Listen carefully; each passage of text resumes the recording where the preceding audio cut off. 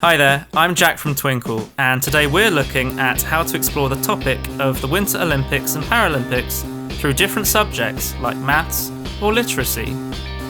Let's start with writing, and with the Winter Olympics host city bid writing activity pack. A great challenge of their persuasive writing skills. Your child will try and convince the IOC to choose your town or city as the next host. Information about stadiums, public transport and accommodation must be included, and your child also has the opportunity to design the logos and mascot. Or try this comprehension activity. Read this story all about a child attending an event at the Winter Olympics, and then answer the questions together. And for avid readers, these themed book lists have some good suggestions for your next story. There are a number of maths activities to try too.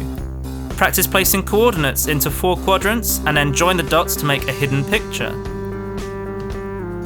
Learn about symmetry by sorting national flags into 1, 2, or no lines of symmetry.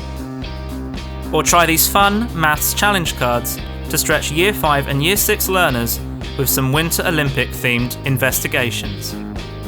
Learn all about the history of the Winter Olympics with this timeline. Starting with the first games in 1924, the first games broadcast in colour in 1968, or find out how many athletes competed in 2014.